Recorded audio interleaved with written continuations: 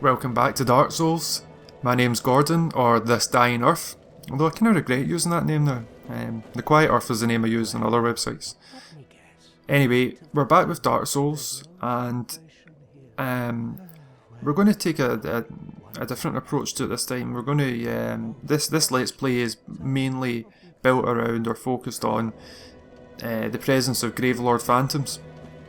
And I looked on YouTube to see if there were other Let's Plays that incorporated Gravelord Phantoms, or Black Phantoms, or whatever you want to call them, into a new game cycle, and rather than New Game Plus, because that's where those enemies are usually present. And I couldn't find any. There might be some down in the bowels of YouTube, or hard to find, but I couldn't personally find any, so I thought there's a gap in the market. There's it's just something new to add to all the different Dark Souls Let's Plays and guides and whatnot are out there. And it seems like Dark Souls has become popular again amongst certain Let's Players. We've got ENB with his most recent Let's Play of Dark Souls, and you know, it's very thorough, it incorporates a lot of knowledge, in-game mechanics and lore and so on and so forth, and trivia as well. And I'd highly recommend that if you've not given it a bash. I'd recommend going to Marcus's channel and watching it. And also Game Informer recently announced that they were going to be doing a long play, and I guess that's in that's to go with the imminent release, or forthcoming release, of Dark Souls 3. So they'll, I guess, follow that schedule up until Dark Souls 3 is released, and that has been officially endorsed, or at least promoted, by Miyazaki. So that's Game Informer.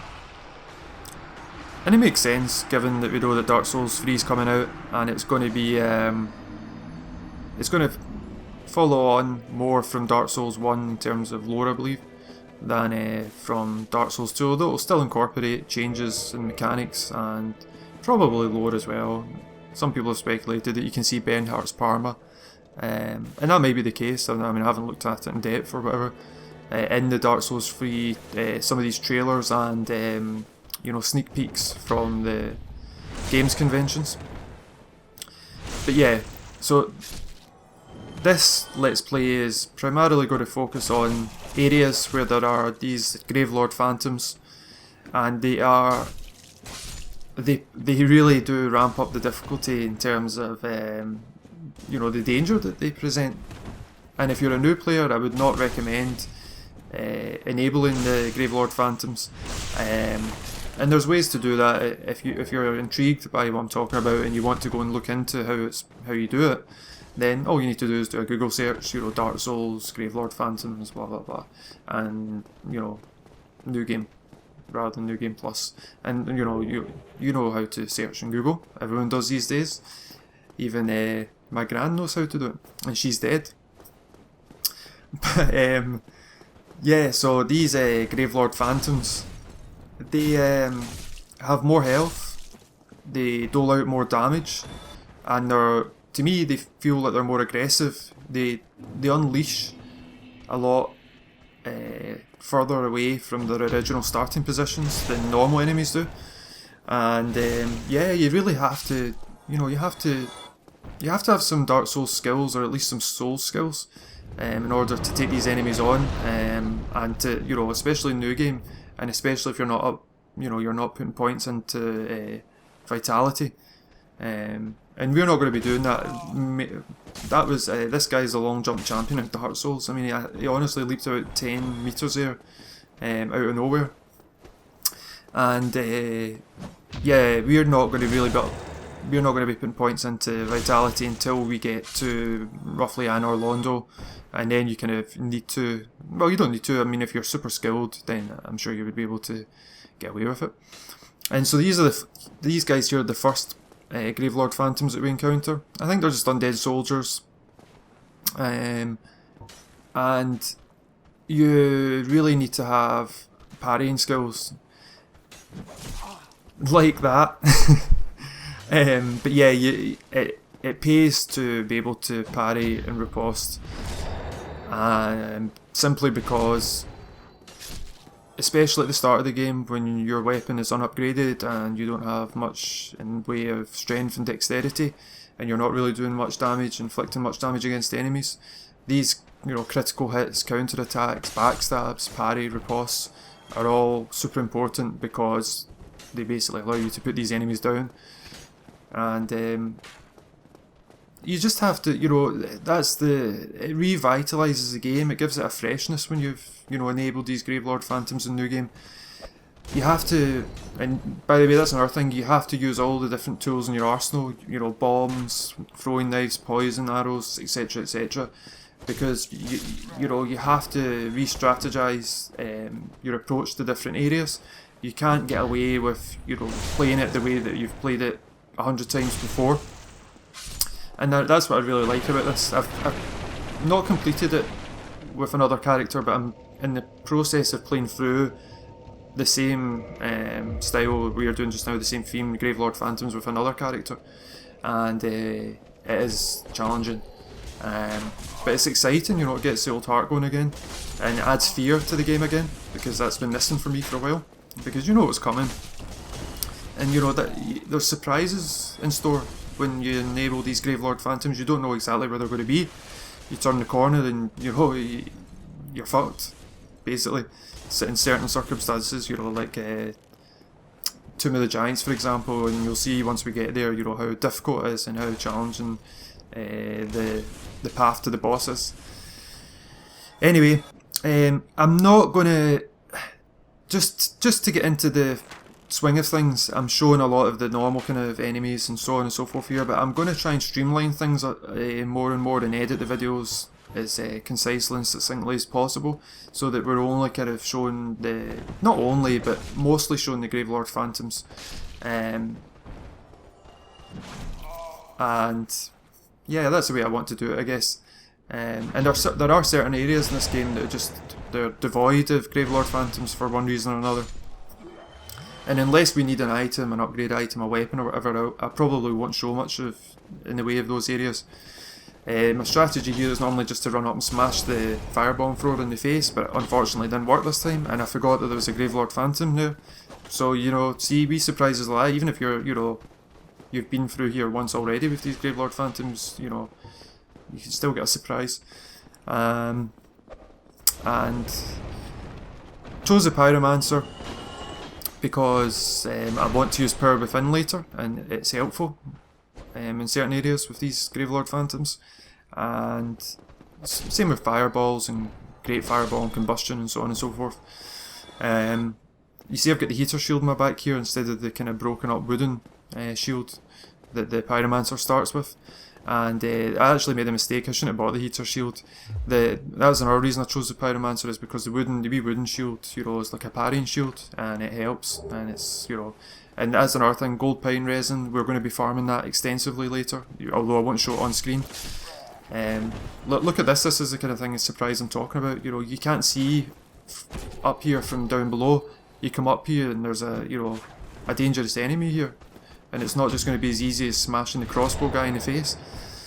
Anyway, yeah, you're going to be farming charcoal pine resin, gold pine resin, because you really need them against certain Gravelord Phantoms later on.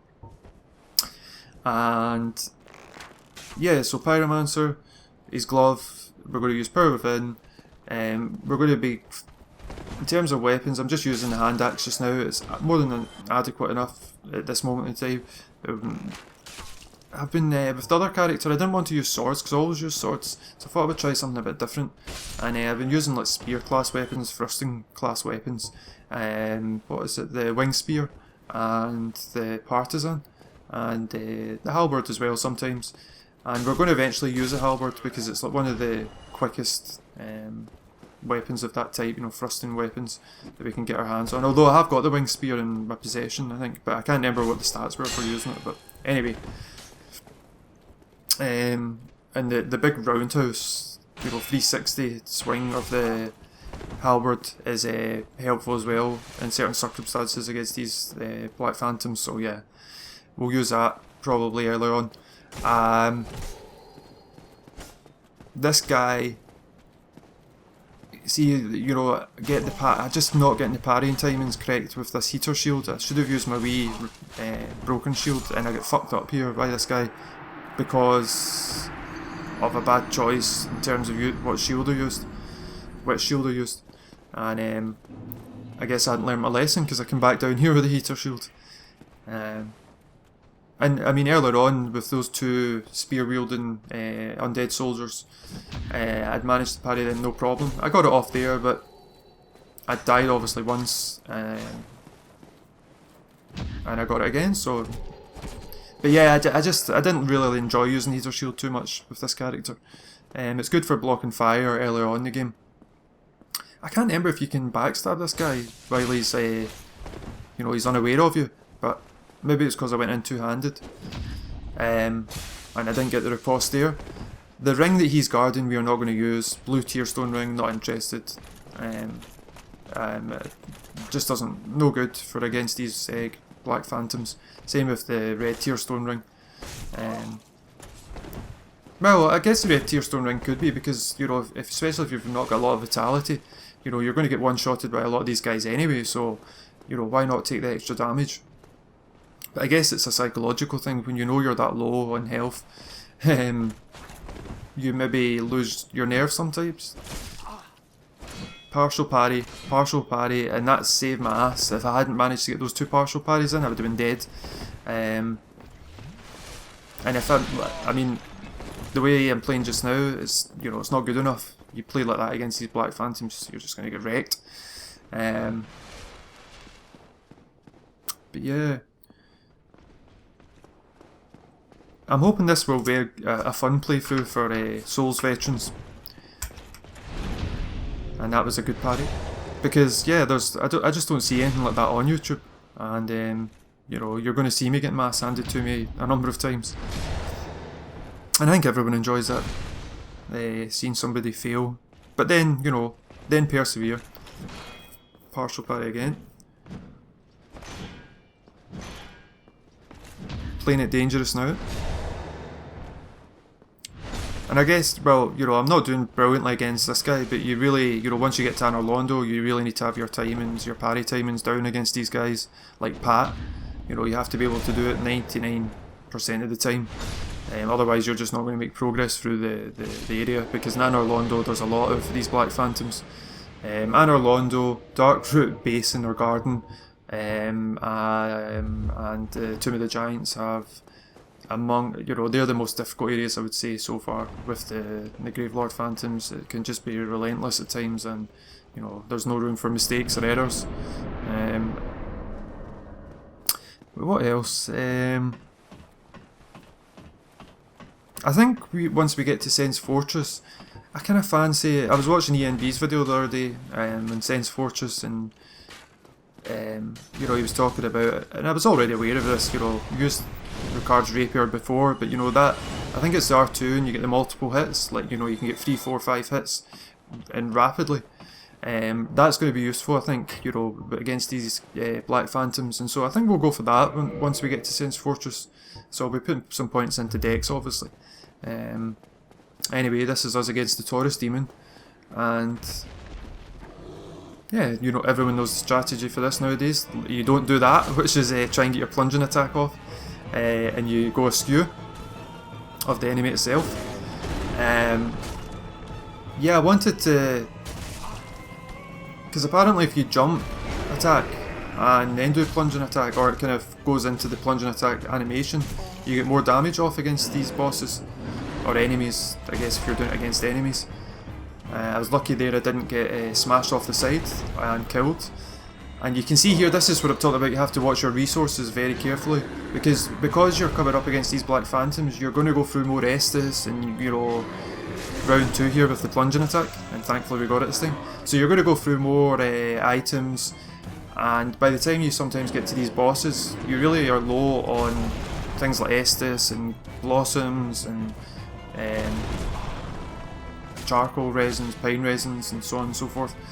And so you have to manage things carefully. You have to take a, you know, think about how you're going to approach the path to a boss, and it's, yeah, it just freshens the game up so much. I'd highly recommend it. And if anybody wants specific answers, I just... yeah, well... Google's your friend when it comes to the means by which you enable these Black Phantoms. And in terms of NCP interactions, I'll probably miss out most of them unless in the comments, you know, desires it massively. Then yeah, we'll just leave most of them out.